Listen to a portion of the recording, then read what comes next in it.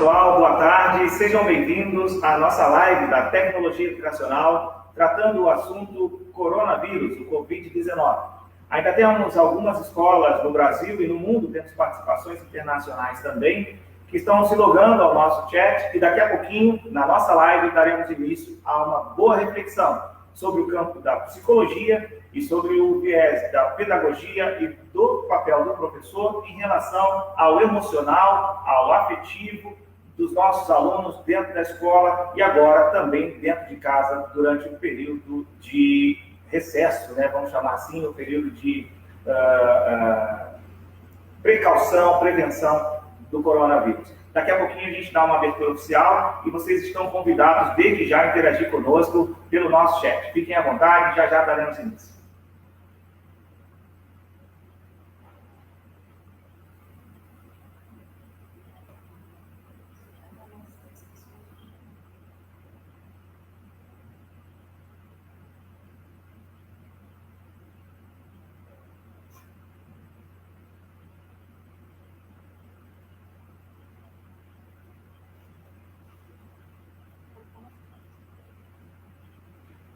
Muito bem, agora sim, oficialmente, boa tarde a todos, sejam bem-vindos à nossa live. Eu sou o professor Edson Santos e hoje vou mediar a nossa live.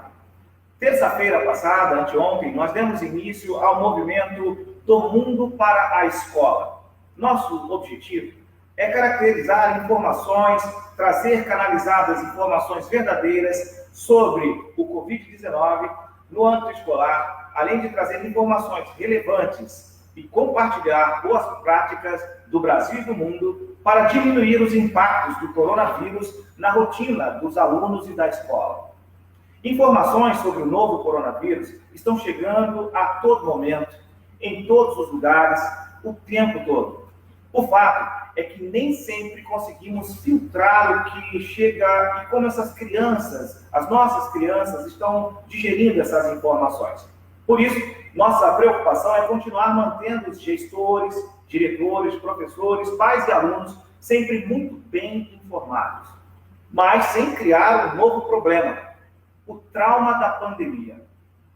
Por isso, o tema do nosso bate-papo de hoje é justamente Covid-19, os impactos emocionais e psicológicos em adultos e crianças. Para isso, convidamos a psicóloga Daniele Carnelossi, ela que é psicóloga com especialização clínica. A Daniele também atua na área de psicologia há mais de 10 anos. Sua abordagem terapêutica é baseada no Gestalt terapia e sua formação em psicoterapia não foca na doença, e sim na saúde a partir das potencialidades da pessoa. Para tratar sobre as reflexões do âmbito educacional e escolar, contamos com a participação do professor Fernando Scholz. Fernando é professor de História e especialista em Educação Especial, Educação de Jovens e Adultos, e História Antiga e História Medieval. Nós vamos começar o nosso bate-papo com a psicóloga e psicoterapeuta Daniele Carnelossi. E, Daniele, você já vem percebendo muitas mudanças no comportamento nos aspectos psicológicos de pacientes, né? De forma em geral, após a Covid-19. Ou seja, quais os principais impactos emocionais que podem ocorrer durante essa pandemia? Então, o principal impacto emocional que a gente vivencia hoje é a ansiedade. A ansiedade já é algo presente, né, na população brasileira, inclusive o Brasil ele é o país mais ansioso do mundo. 9,3% da população brasileira sofre de ansiedade, ou seja, em torno de 18,6 milhões de brasileiros. Então já é uma quantidade muito grande de pessoas, né, que passam e sofrem pela ansiedade, e com essa situação hoje vivenciada, né, pela pandemia, nós temos aí um aumento de ansiedade, um aumento muito grande, inclusive.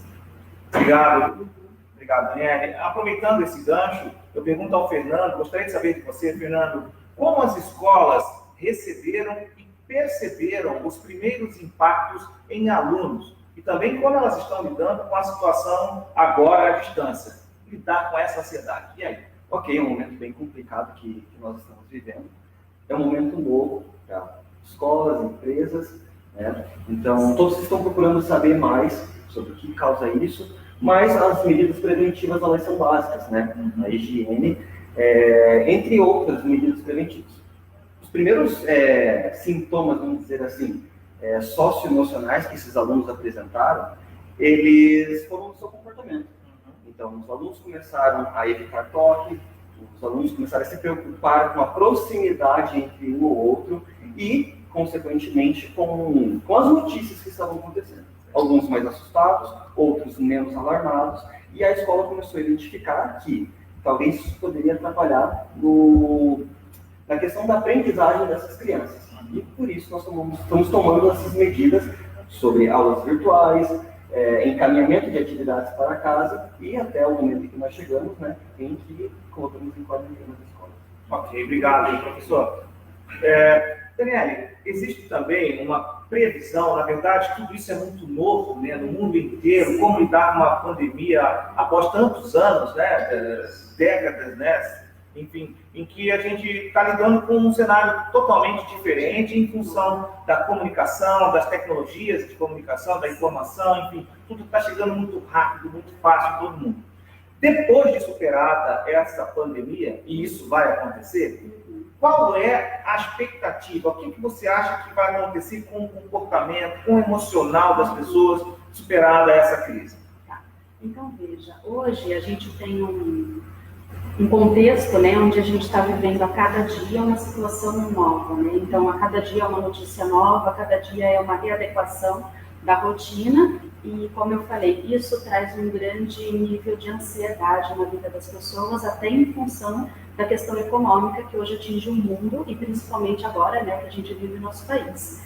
Então, muito provavelmente a gente vai ter um estado ansioso muito grande das pessoas em função da recuperação pós esse período de epidemia, de pandemia que nós estamos vivendo. Então, a maior preocupação hoje nossa, né, do âmbito emocional, nós profissionais da parte emocional, é em relação às questões de ansiedade, aos transtornos de ansiedade de quem já tem, pode se intensificar, né, de quem não estiver fazendo um trabalho, né, um acompanhamento terapêutico, e de quem ainda não tem, que acabe desenvolvendo essa questão de ansiedade, em função de toda a preocupação existente agora e depois em relação às questões econômicas. Obrigado, Daniela. Daqui a pouco a gente vai tentar trazer à tona algumas estratégias para minimizar esses impactos, né? Nesse momento nós estamos trazendo mais um cenário percebido, né, confirmado aí, socialmente, educacionalmente e psicologicamente, e depois a gente vai tentar trazer algumas novidades. Fernando, você conversou com a gente agora há pouco, falando desse comportamento de afastamento dos alunos, né? Agora há pouco, até na semana passada, você estava lidando com eles na sala de aula. Esse isolamento, alguns alunos podem transformar, agora que eles estão mais período longo dentro de casa, transformar isso em um período produtivo. Como o professor, como a pedagogia olha para isso, com o aluno em casa, sem a presença de nós, professores? A gente tem que pensar na educação como uma construção. Então, o aluno ele não depende apenas e exclusivamente de um professor para aprender. O professor ele é um agente construtor desse conhecimento com o aluno. Então, em casa, seria interessantíssimo que os alunos continuassem mantendo suas rotinas.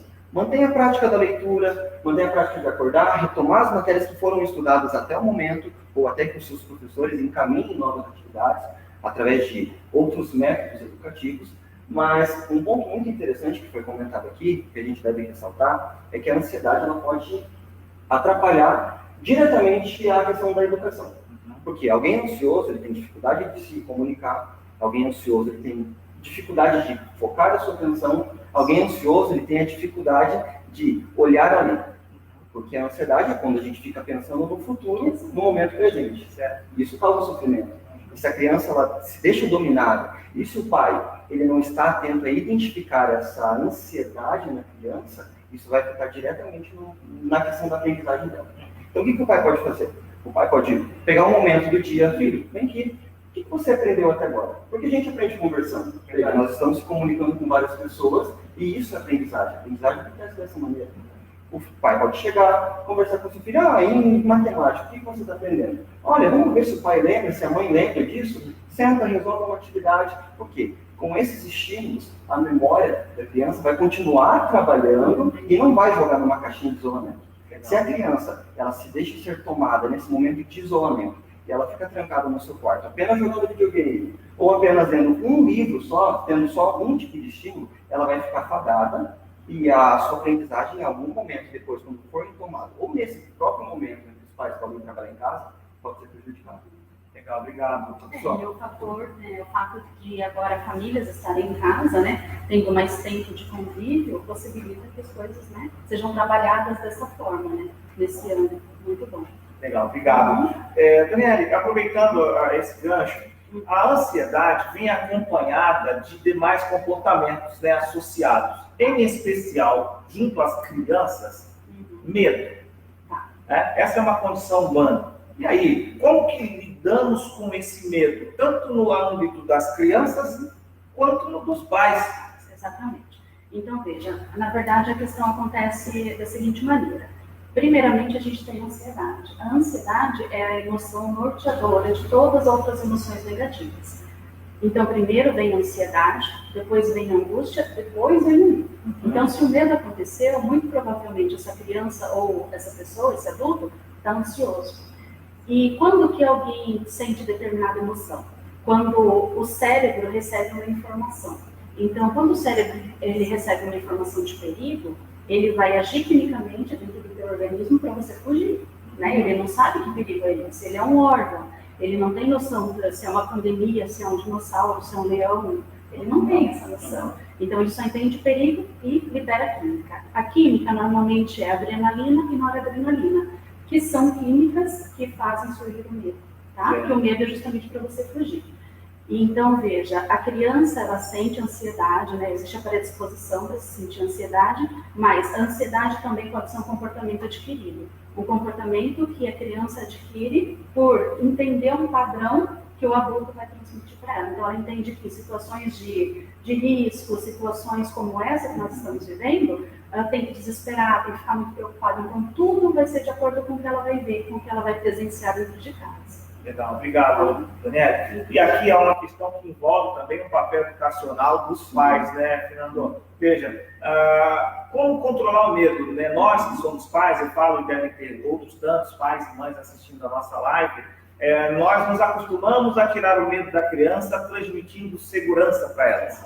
Nesse momento, os pais também estão ansiosos, né? E aí, qual é a função da escola ao transmitir essa necessidade de deixar a criança cada dia mais segura? É bem interessante que existe uma linha da historiografia que ela se chama História do Medo. Olha só, porque o medo, em algumas circunstâncias, quando eles são culturais, quando eles são a respeito de monstros, ele é criado. Então, o que acontece? O que nós, no atual momento que nós vivemos, nós temos que tomar um cuidado, e principalmente os pais, é de não inflamar esse medo. Por quê? Se esse medo, esse discurso de medo, se torna uma história para uma criança, veja, quando você tem uma criança que está no seu período de aprendizagem, entre os seus 5 até os seus 8 anos de idade, ela tem uma diferença, ela tem uma dificuldade enorme de diferenciar aquilo que é real daquilo que é fantasioso. E até que ponto esse discurso do pai vai trazer isso para a criança? Até que ponto a criança vai entender o que é real e o que é fantasia? E até que ponto isso vai interferir na sua relação com os seus avós, por exemplo, as notícias que nós temos recebido é que crianças não podem entrar em contato com os mais velhos. E aí, olha, não posso ver meu avô, por quê? Não posso ver minha avó? Como que o pai ele vai encontrar uma maneira? Bom, a filosofia, a história, inclusive a psicologia, e a Duda pode falar com mais propriedade do que eu nisso, ela sempre encontrou figuras de linguagem para explicar aquilo que é complexo. Por exemplo, quando a gente volta lá nos gregos antigos, o que explicava a realidade? A mitologia. Porque era mais fácil, mais palpável. Então, assim, a dica que eu dou como educador é que, quando você tem uma criança ali, dos seus 3 até os 10 anos de idade, que os pais procurem um eufemismo no falar, uma figura de linguagem mais palpável para a criança, e não ser tão direto.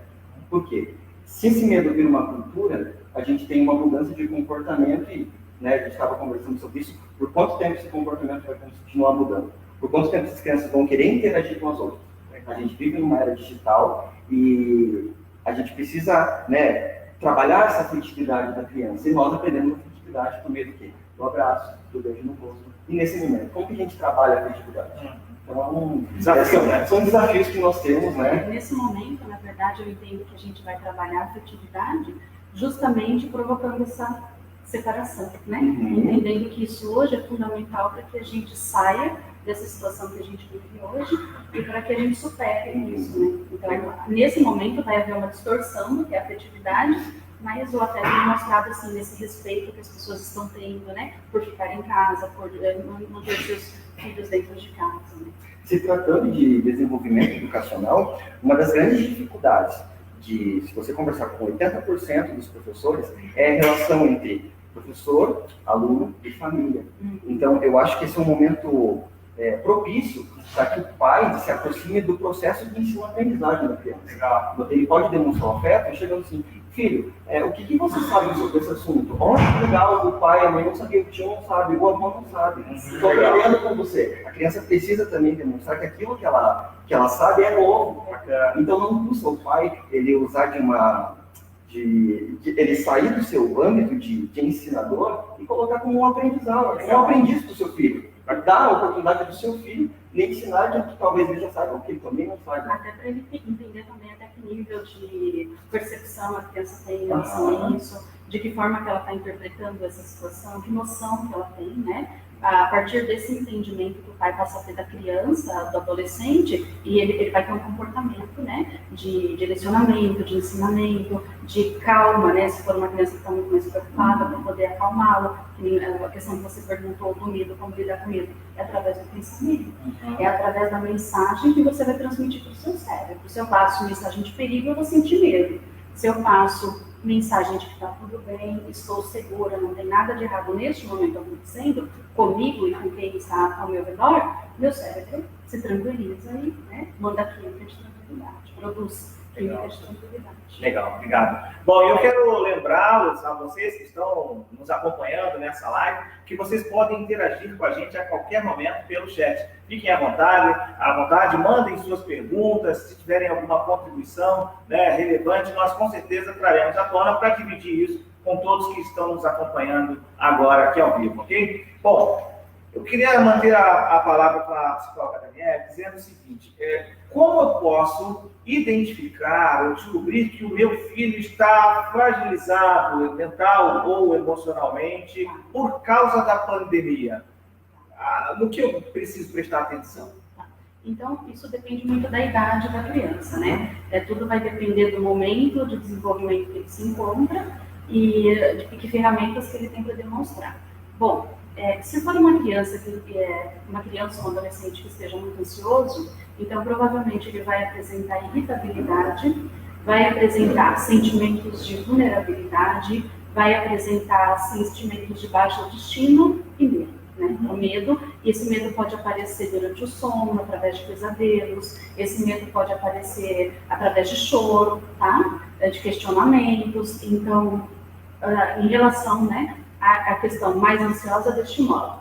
Em relação a uma situação mais triste, né, onde a criança se encontra mais deprimida por estar vivendo uma situação assim, ela está com medo, então ela paralisa, né, as ações dela frente a diversas situações, e normalmente ela vai se sentir triste. Então a criança vai ficar mais retraída, pode ficar muito irritada também, né, chorar. Então, nem sempre quando uma criança está triste, ela vai ficar quietinha.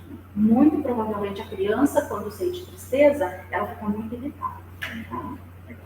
E aí, tem uma situação também, eu vou aproveitar, professor Fernando, seus conhecimentos, estudos e pesquisas na área da história, para lembrar outras pandemias, né, que a história da humanidade registrou, né? Peste negra, peste bubônica, e superadas essas grandes, graves crises, qual foi o resultado disso em termos de conhecimento, comportamento social, pelo olhar da história? Até a gente estava comentando sobre a questão da história do medo, e a gente pode abordar isso muito falando sobre a peste negra.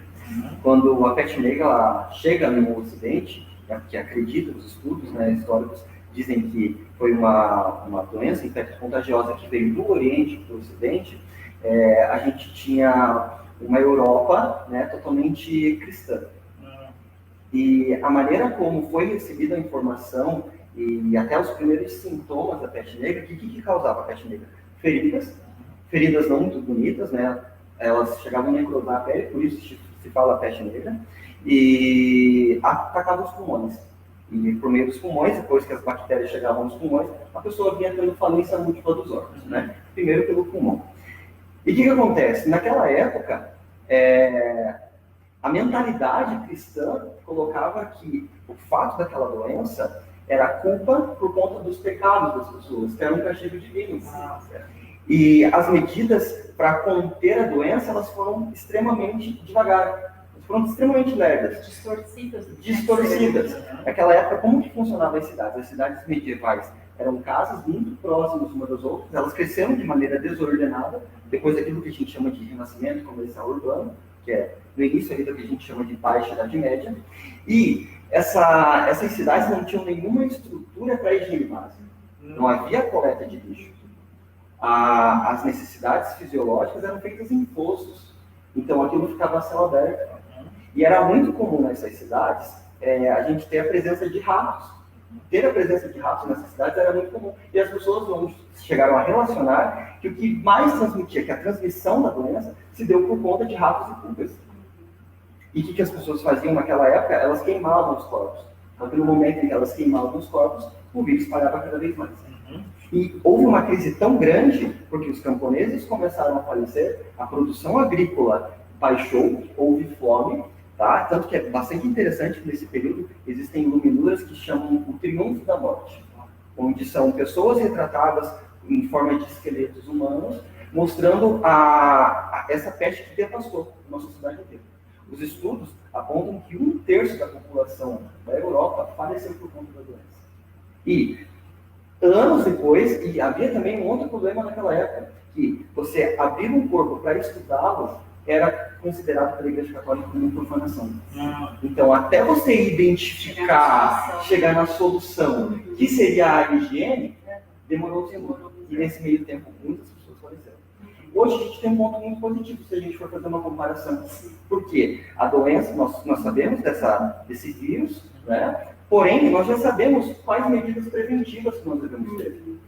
Mas mesmo assim, a gente tem que tomar cuidado para que não se crie aquilo que a gente estava falando. A gente sempre vai bater nessa certa do medo, do pânico, principalmente se tratando de crianças. Então, a história ela ajuda a gente a compreender. Depois a gente também teve, em 1918, a gripe espanhola, que atacou, né, uma grande parcela da população mundial, mas as medidas preventivas são sempre as mesmas. Manter-se higienizado, lavar bem as mãos, evitar o contato. E hoje a tecnologia, né, nos ajuda muito, nos favorece muito nesse processo, né, da gente ter a comunicação de forma muito mais rápida, a gente poder fazer esse resguardo que hoje a gente vem fazendo, né, justamente por conta da tecnologia. Hoje a situação se adiantou em função da gente ter a tecnologia. Então são pontos muito positivos que a gente tem que usar para acalmar a nossa mente, né? Para produzir aquela sensação de vai dar tudo certo e tudo isso vai passar, e rápido, né? Muito mais rápido do que outras situações que nós já vivemos, como o professor acabou de comentar e contar para a gente. Mensagem importante. Bom, eu quero agradecer também a participação daqueles que continuam nos acompanhando aí na live, ao colégio, à escola Pio X, lá em Jurandá, no Paraná. Nós temos participações também do Rodrigo Guimarães, nós temos a participação do Pedro Batista, Cleusa Borges, a Gislaine Mendonça, obrigado, Maria Fernanda Cardoso, Franciele Souza, agradecemos também a Suzana Moraes, Simone Amanzan, Bianca Cardoso, a vocês que estão nos acompanhando, muito obrigado, continuem com a gente, porque essas informações podem ajudar, inclusive, a salvar vidas, né? De nós que convivemos com as pessoas que estão nos grupos mais suscetíveis, né, a complicações provocadas pelo Covid-19, no caso dos idosos, né, no caso das pessoas que têm doenças,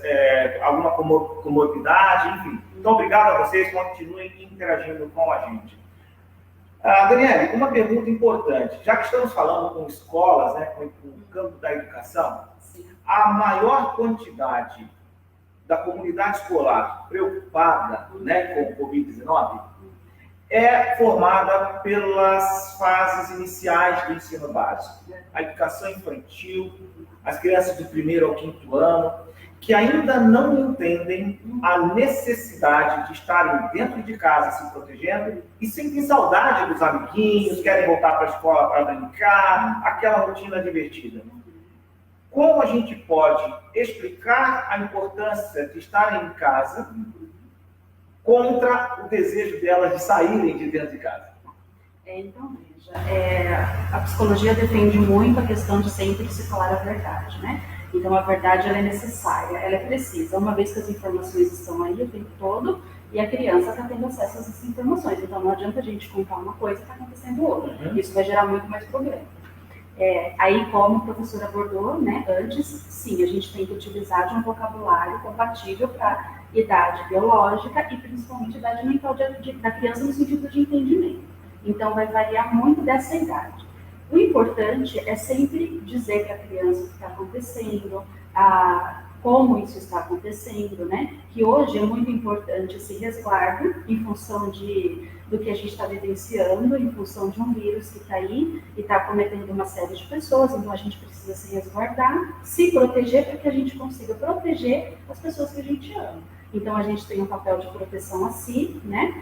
Nós, crianças que não estão no grupo de risco, né? Nós temos um papel de proteger os que estão. Então, mostrar para a criança, incentivar a criança nesse sentido. Mostrando para ela que essa atitude dela de não ir para a escola, de não poder ver o amiguinho, de não poder visitar o avô, a avó, o tio, né? De não poder ir para o shopping. Isso é uma postura que ela está tendo, mas uma postura muito boa, algo que ela está fazendo de muito bom, de muito positivo, que ela está salvando a vida dessas pessoas. Então, encorajar a criança nesse sentido, né? Veja, você vai estar falando a verdade, que existe uma situação de perigo, de risco, porém, nós estamos ativos, né? E para lidar com essa situação, e a criança faz parte dessa atividade, então ela vai se sentir integrante disso. Bacana. Professor Fernando, agora eu vou aproveitar os seus estudos e pesquisas na área da educação especial. A interação que veio agora pelo nosso chat é da Maria Fernanda Cardoso, e ela diz o seguinte: tem um irmão autista e ele frequenta a APAE, já não está mais indo às aulas, e a família está tomando todas as medidas para cuidar desse irmão, né? Mas como explicar isso para ele especialmente, né? Pois as atividades que ele praticava foram suspensas. E aí? Obrigado, primeiramente, pela pergunta, Maria. Seguinte, você, melhor do que ninguém, convivendo com seu irmão, sabe que uma criança autista ela precisa da rotina. E quebrar a rotina para uma criança autista é muito complicado. É muito complicado. Então, mas a criança autista ela tem um pleno desenvolvimento cognitivo.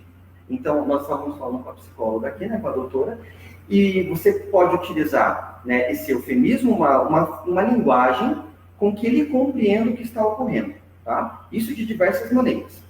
Mas o mais importante de tudo é você estabelecer uma rotina para o seu irmão, tá? Estabeleça para ele de tanto tempo a tanto tempo ele vai fazer isso. Então, assim, existem na internet, e a gente até pode depois disponibilizar para o pessoal, um calendário de rotina, que você coloca para ele, ó, de tal hora a tal hora você faz isso, de tal hora a tal hora você faz isso. Porque assim ele vai entender que, mesmo não tendo a rotina da escola, a rotina do estudo continua.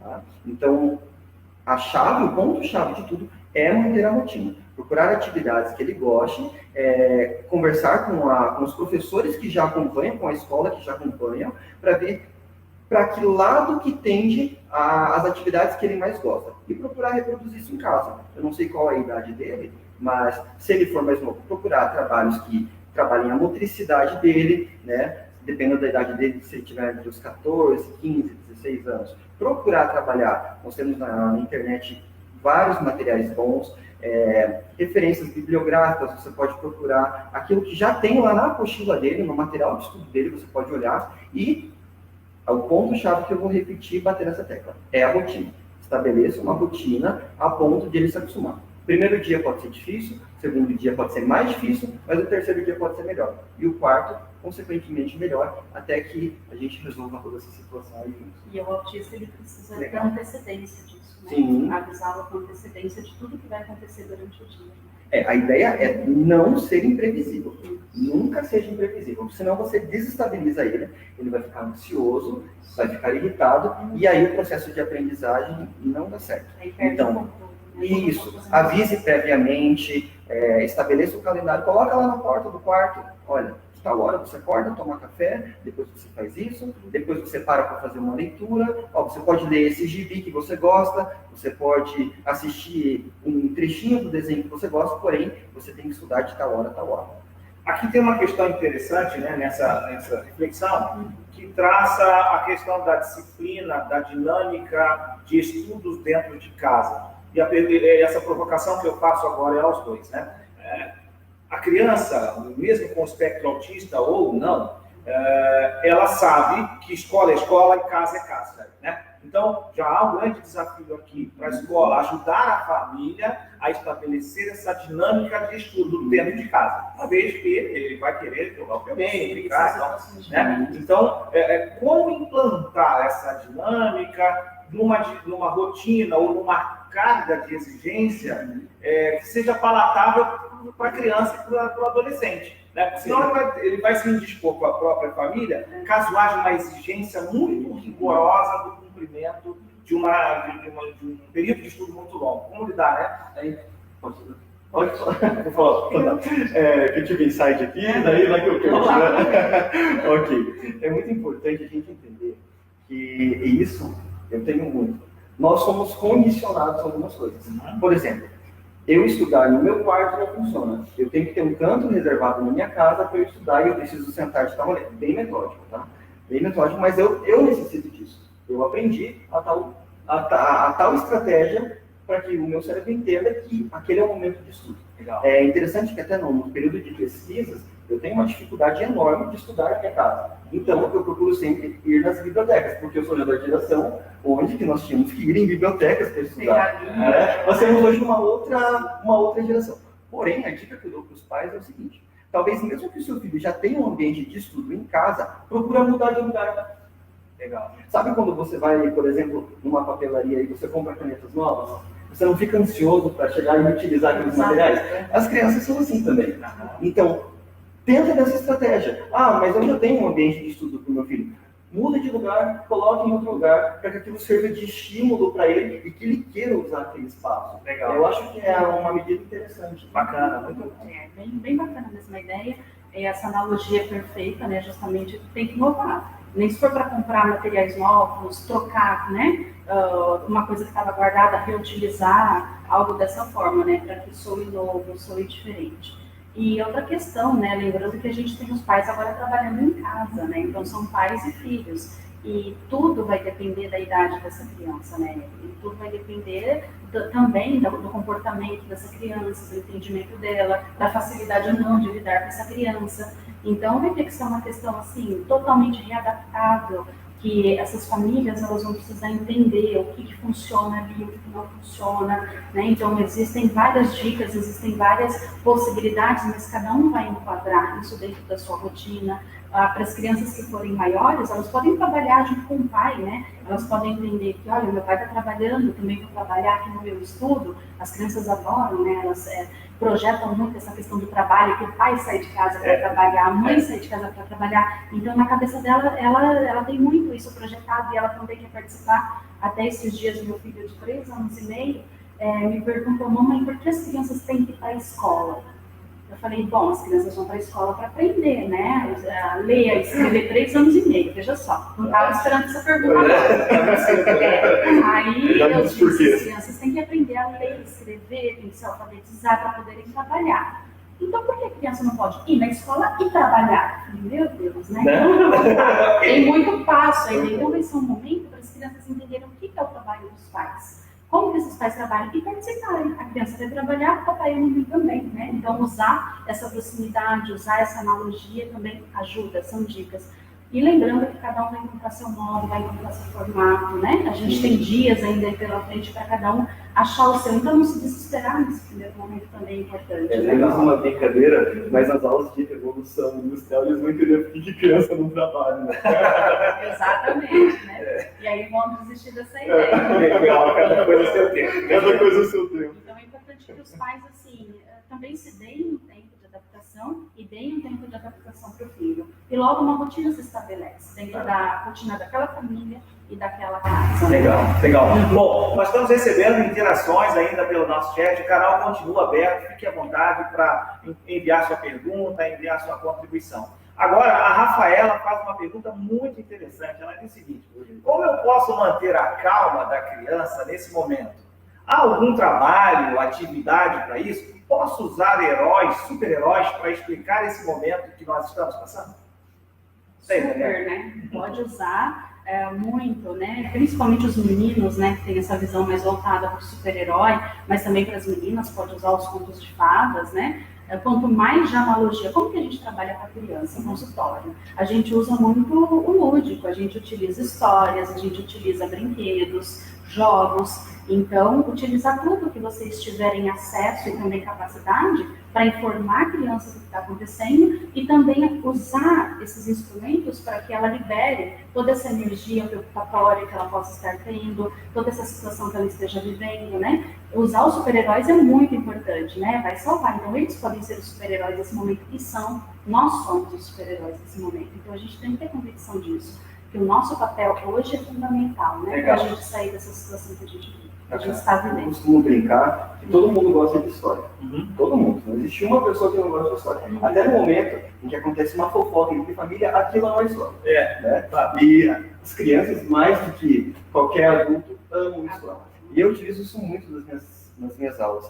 Até, às vezes, eu vou disfarçar por baixo do meu jaleco, coloco uma camiseta do Superman, e eu solto uma música do Superman, e às vezes eu saio correndo para a sala para criar um lúdico. Legal. Né? Então, nós somos... enquanto seres filosóficos, né, enquanto seres políticos, nós necessitamos da mitologia. A mitologia ela faz parte da vida humana. Né? Tanto na questão da que a gente estava comentando, da figura de linguagem, do eufemismo, para explicar coisas complexas de uma maneira simples. Então, assim, utilizar super-heróis ou qualquer outro personagem, eu achei muito interessante. Essa semana saiu uma imagem do Cascão tomando banho. Olha só. E olha, para a nossa geração, ver o Cascão tomando banho seria algo impossível. Opa, realmente a criança olha aquilo, tem algo importante acontecendo. Então os pais podem tranquilizar as crianças dessa maneira. Né? Não causando esse alarde, esse medo e posteriormente um problema. Bacana.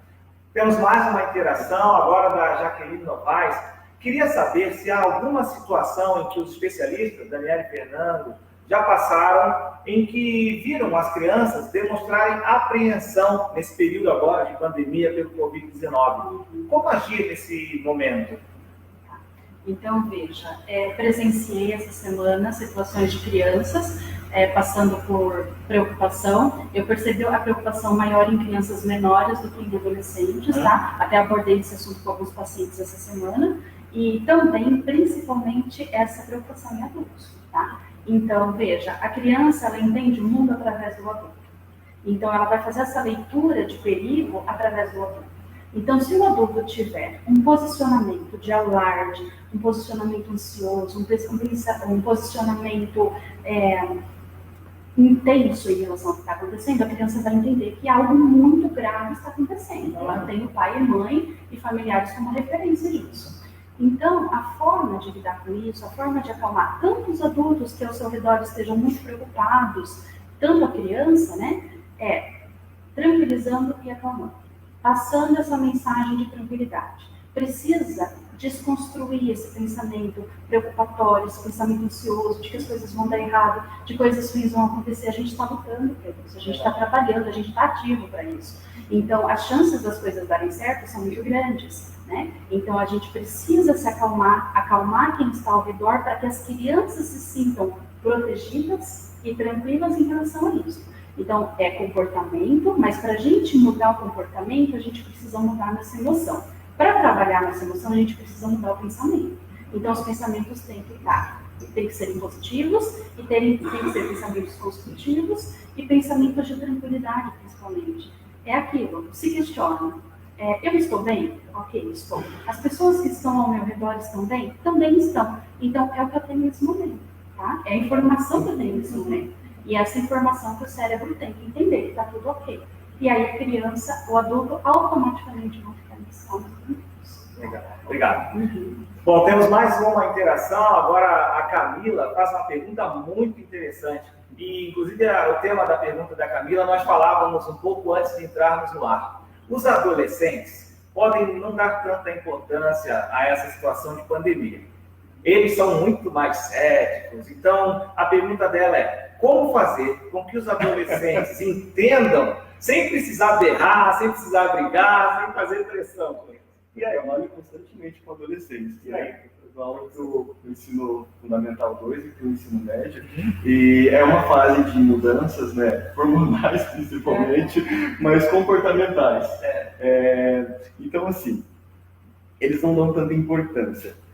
Com eles, a linguagem tem que ser direta e totalmente formal e factual, principalmente. Né? Aquilo que você evita de factual, de mostrar para uma criança, o adolescente ele já tem uma estrutura para entender. Até porque uma criança, né, um adolescente, desculpa adolescentes, calma, eu sou uma criança, mas até um adolescente ali entre os seus 14 e 15 anos na escola, ele já está aprendendo sobre Primeira e Segunda Guerra Mundial, então ele já está preparado para lidar com situações onde infelizmente nós temos obras, com essa informação. Então os pais podem sentar realmente, conversar e nesse momento, né, mostrar a sua autoridade quanto pai, né? Claro, sem gritar, porque a linguagem é tudo. Se um adolescente você não tem uma linguagem afetiva, e eu sei que às vezes você pensa assim, nossa, mas eu não aguento. Respira, conta até 10, vai tomar uma água, aí volte e converse com o seu filho. Mas não existe existem outras maneiras, mas mais efetiva do que mostrar os fatos, eu acho que nesse momento um adolescente ele já tem a capacidade de compreender isso. Legal. E o adolescente também, essa sensação que os pais têm muitas vezes de que os adolescentes estão céticos ao que está acontecendo. Veja, o que a gente tem? A gente tem um momento da vida da pessoa onde ela não tinha que se preocupar com nada e agora ela tem que se preocupar com tudo, tá? Então, essa sensação de ceticismo é, na verdade, um mecanismo de defesa que o adolescente utiliza para lidar com essa situação que ele entende que é séria, que é grave, mas ele ainda está tentando, né, organizar, reequilibrar esse tempo inteiro. Então, os adolescentes fazem muita brincadeira, né? Eles criam situações engraçadas para eles lidarem, é mecanismo de defesa. É a mente deles tentando encontrar uma situação mais leve e mais divertida, vamos dizer, para lidar com uma situação que a gente está ouvindo o tempo todo, né? Muitos alarmes, muitas preocupações, então, e eles estão captando isso. Então, dependendo da forma como essa informação está chegando dentro da casa, né, isso vai provocar, né, um desequilíbrio ali na vida dessas pessoas. É interessante a doutora comentar, porque assim, eu trabalho com alunos assim, do primeiro até o terceiro ano do ensino médio. Se você perguntar qual que é o maior sonho do adolescente, ele não vai falar com essas palavras, logicamente, mas é a autonomia. Ele quer os seus 18 anos para sair, o menino ele quer, a menina também quer tirar a sua carteira para sair. E a gente tem que procurar entender a cabeça deles também. Por quê? Pense num adolescente com 17 anos que vai completar 18 anos agora. Então ele está querendo a sua autonomia, ele está querendo se libertar. E aí, de repente, ele está em quarentena em casa. Olha só. E os amigos, e as festas, a nessa fase é muito importante, né? Os amigos, eles são uma extensão da família para eles. A tendência grupal, nesse momento, a construção deles está baseada nas amizades. Então, ficar longe dos amigos, nesse momento, é algo difícil. Porém, a gente tem a tecnologia de novo nos adolescentes, né? Então, hoje tem chamada de vídeo, ligação pelo WhatsApp. Então, isso vai lhe aproximar, né? Então, acredito que hoje, a forma de lidar com isso, inclusive, vai ser um pouco mais fácil do que em qualquer outra situação que a gente tenha vivido antes, né? Então, várias coisas favoráveis hoje. Bacana. Nós temos a confirmação do papel social das nossas lives aqui, da equipe da Tecnologia Educacional, levando informação de relevância para o Brasil e para o mundo, né? As interações não param de chegar e temos mais uma agora, da Jéssica, que diz o seguinte: estamos preocupados com esse momento. Mas, ao passar da situação de quarentena, o que devemos continuar fazendo? Porque, às vezes, as crianças podem desenvolver traumas posteriores. E aí, doutora Daniela? E o principal deles, como a gente já veio falando desde o início da nossa conversa, é a ansiedade, tá? Então, o que a gente pode ter nesse momento? A gente pode ter, nesse momento, essa situação como gatilho. Porque a ansiedade, na verdade, ela é uma construção de padrão, uma construção de pensamento que vem acontecendo no decorrer da vida. Em determinado momento, um gatilho vem e bota essa situação à tona. É que nem um copo d'água, né? Você vai enchendo, chega uma hora que cai uma última gotinha. Não foi a última gota do problema. O problema foi o copo que estava cheio demais. Então, é muito importante estar atento a essas situações, no sentido de controlar a ansiedade desses adultos, controlar a ansiedade dessas crianças, tá? Hoje, agora. para que a gente não tenha problemas futuros. E se porventura, né, alguma criança, algum adulto, algum adolescente venha apresentar um nível de ansiedade alterado, que procure um atendimento psicológico. Então, hoje nós temos a liberação do Conselho Federal de Psicologia para fazer o atendimento online. Então, os psicólogos continuam atendendo normalmente, tá? Por chamada de vídeo, né? Então, aí a tecnologia favorecendo novamente até esse acordo. Então, havendo a necessidade, deve buscar um profissional, que nesse momento vai poder continuar trabalhando normalmente, nesse sentido. Bom, mais uma interação, como eu disse. Agora a Mariana diz o seguinte: a filha de uma conhecida passou álcool gel no caderno todo. Agora há pouco eu comentei. Outro aluno não deixa ninguém chegar perto dele. Essas reações são claras de que as crianças estão apreensivas, né? Muito ansiosas. Como saber do cuidado e como lidar com esse trauma que parece já se instalar? Vou deixar o professor começar com a história, depois eu vou Pode ser. Eu vivenciei essa situação em sala de aula. À medida que eu encontrei, eu trabalho muito com uma educação afetiva. Eu acredito assim, que se eu não cativo o meu aluno, se ele primeiro não gosta de mim, ele não vai passar da minha matéria. Tá? Ou se ele gosta, ele pode passar a desgostar da minha matéria. Isso todo mundo tem alguma memória. Então eu tenho uma prática, né? Até tempos atrás eu tinha essa prática de chegar na sala de aula e antes de iniciar a aula cumprimentar todo mundo. É aquele famoso clássico que nós fazemos, né? O toquinho. Porém, depois dessas notícias, até por descuido meu, eu cheguei normalmente na sala de aula e falei assim, não, professor, por favor. E aí, ele me ensinou um toque novo, com os pés. Eu tive que aprender a dançar, inclusive. Olha só. E aquela dancinha que nós fazemos para se cumprimentar, acabou substituindo aquele toque. Né? Aquele momento acalmou. Então, assim, é utilizar esses recursos para que isso não se transforme num gatilho. Porque se transformar num gatilho, após passado todo esse problema que nós estamos vivendo, nós vamos ter que tomar outras medidas. Exatamente, né? Em relação a como perceber se isso está gerando algum trauma na criança, né? Aquilo que eu disse são as sensações, as emoções associadas. Então, se começar a perceber que a criança está muito irritada, a criança está sentindo medo, a criança está se sentindo vulnerável, então isso já é um indicativo de que o nível de ansiedade dela está muito alto e a gente precisa controlar. A medida de controlar o nível de ansiedade é trabalhando o pensamento e redirecionando o pensamento em função do que está acontecendo. Se dentro de casa os pais não conseguirem fazer isso, então buscar ajuda, né, qualificada de um profissional para que ele possa atuar o quanto antes nessa situação. Legal. Eu tenho uma pergunta agora que é bem pessoal, né? Nós começamos falando de um cenário geral, pelo viés da educação e da psicologia. Nós passamos pela educação com crianças da infantil, com de 1, com de 2, ensino médio, adolescentes e jovens. Agora eu quero chegar nos idosos. E aqui vai uma mensagem até pessoal para os meus pais, que devem estar acompanhando a nossa live agora, em função de como alguns ainda não percebem a importância, né, de se manterem nessa quarentena protegidos, versus a impaciência de esperar 2 semanas, talvez, né? Quem sabe um pouco mais, 20 dias dentro de casa. E aí, que mensagem a gente pode mandar para os nossos idosos, para que eles se protejam de verdade? Bom, na educação a gente aprende que se reinventar sempre é necessário. E mais ainda, né, como uma das minhas especializações é em educação de jovens e adultos, a capacidade humana de aprender, ela vai longe. Eu já presenciei alunos com 70 anos, 75 sendo alfabetizados. Então, será que a gente não pode aprender coisas novas? Será que não tem livros que eu gostaria de ler, que eles ficaram lá na minha estante? Bandas que eu gostaria de ouvir e que eu deixei de ouvir por conta da correria? Então, o que será que eu não posso, o que eu diria para essas pessoas? Fazer uma reflexão. O que eu gostava que eu não faço mais? O que eu sonhava que eu não sonho mais? E é o exato momento de parar, respirar e planejar a vida. Planejar que eu gostava disso, eu parei de fazer, nossa, eu sou mais angustiado hoje em dia porque eu não faço aquilo que eu gosto. Claro, né? Atividades que a gente fazia em casa, não vai jogar bola, por favor. Mas é o momento de se reinventar. A capacidade humana de aprender, ela não tem limites. Ela não tem limites. Então, algo de novo a gente sempre tem que aprender. Algo de novo a gente sempre tem que desenvolver. Lembram aquele, eu não me recordo o nome dele, aquele senhorzinho que o sonho dele era fazer um slime? Uma coisa tão simples que cativou a sociedade brasileira inteira.